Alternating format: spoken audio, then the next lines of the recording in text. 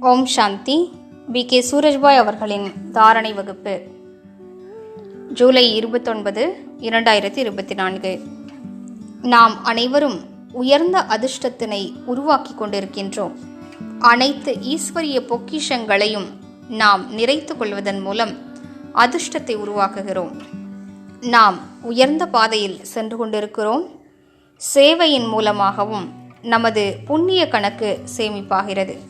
நாம் எந்தளவிற்கு பிறருக்கு உதவி செய்கிறோமோ, அது ஞானத்தை கொடுப்பதன் மூலமாகவோ அல்லது இன்ன பிற சேவைகளின் மூலமாகவோ, மற்றும் சுயம் எந்தளவிற்கு திருப்தியாக இருக்கிறோமோ அந்த அளவிற்கு நமது அதிர்ஷ்டம் முன்னேற்றம் அடைகிறது.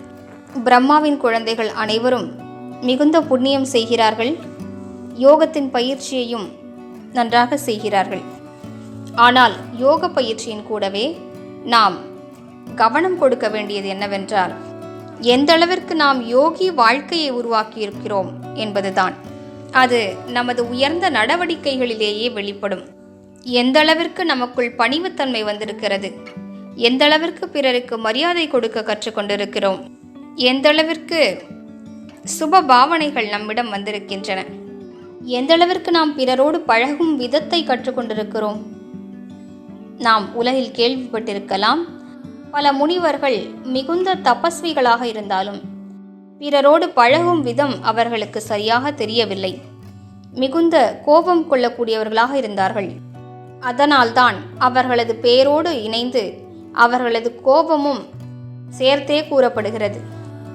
எவ்வளவுதான் தவம் செய்திருந்தாலும் சில முனிவர்களால் தமது பாவனைகளை மாற்ற முடியாத காரணத்தினால் பலருக்கும் சாபம் வழங்கினார்கள். இதன் காரணமாக அவர்களது புண்ணியம் அழிந்து போனது. நாம் ராஜயோகி ரிஷிகளாவோம், நாம் புண்ணிய ஆத்மாக்களாவோம். நாம் உலக நன்மையின் காரியத்தை செய்ய வேண்டும். செய்து கொண்டுதான் இருக்கிறோம். அதற்காகத்தான் யோகி வாழ்க்கையை உருவாக்கி கொள்ள வேண்டும். அதன் மூலம் நமது நல்ல அதிர்வலைகள் நாலாபுறங்களிலும் பரவிக்கொண்டே இருக்கும். அதிகாலையில் மட்டும் நான் நன்றாக யோகா செய்தேன், மற்றபடி முழு நாளிலும் பிறரோடு மோதலில் ஈடுபடுவது, பிறருடைய மனதை புண்படுத்துவது, அவ்வப்போது கோபத்திற்கு வசப்பட்டு ஏதாவது தவறான விஷயங்களை செய்து விடுவது, இவ்வாறு செய்கிறோம் என்றால் நமது சக்திகள் அழிந்து விடுகின்றன. எந்தளவிற்கு மனதின் சக்திகளை நாம் அதிகரிப்போமோ அந்தளவிற்கு தான் அதிர்ஷ்டம் சேமிப்பாகிறது. எனவே எவையெல்லாம் நமது மனதின் சக்திகளை குறைக்கின்றனவோ அவற்றிலிருந்து நாம் விலக வேண்டும். நாம் பல சேவையின் காரியங்களை செய்கிறோம், புண்ணியத்தை செய்கிறோம். ஆனால் நாம் ஒரு ரகசியத்தை தெரிந்து கொள்ள வேண்டும். அதாவது, சேவைகளை செய்தபடி நான் தான் செய்தேன் என்ற உணர்வு எப்போது வருகிறதோ அப்போது அது பழுக்காத பழத்தை உண்பது போன்றதாகும். அதன் மூலம் நமது புண்ணியத்தினுடைய பலன் அதிகப்படியான அளவிற்கு முடிவடைந்து விடுகிறது.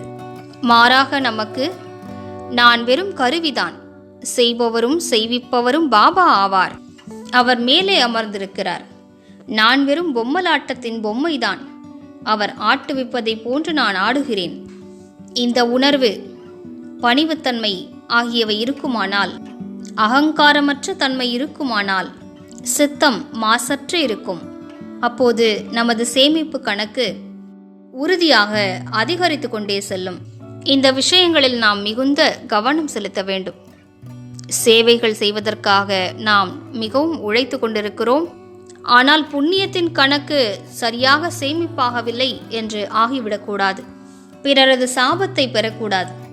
அவர்களது தீய அதிர்வலைகள் நம்மை தாக்கக்கூடாது. சிலர் சேவை செய்பவர்கள் சோகமாக இருக்கிறார்கள். இன்னார் இப்படி செய்துவிட்டார், அவர் அப்படி செய்துவிட்டார், இவர் நான் கூறுவதை கேட்பதில்லை. இப்படிப்பட்ட குழப்பங்களில் பலர் மாட்டிக்கொள்கிறார்கள். எனவே சேவை செய்வதன் கூடவே நல்ல யோகியாக நாம் இருக்க வேண்டும். மேலும் பாபாவின் சொரூபத்தை நமது சொரூபத்தினால் வெளிப்படுத்த வேண்டும். நாம் தன்னைத்தான் மிகுந்த சக்தி வாய்ந்தவராக ஆக்கிக் கொள்ள வேண்டும். அதன் மூலம் நாம் யாருக்கு திருஷ்டி கொடுத்தாலும் அவருக்கு நமது அதிர்வலைகள் கிடைக்க வேண்டும். நமது சக்தி வாய்ந்த அதிர்வலைகளால் அவரது வாழ்க்கையில் உதவி கிடைக்க வேண்டும். எனவே அதிர்ஷ்டத்தை உருவாக்கக்கூடிய இந்த அழகான வேளையில் அகங்காரமற்ற தன்மையோடு சேவை புரிந்து நமது புண்ணிய கணக்கினை இரவு பகலாக அதிகரித்து கொண்டே செல்வோம். ஓம் சாந்தி.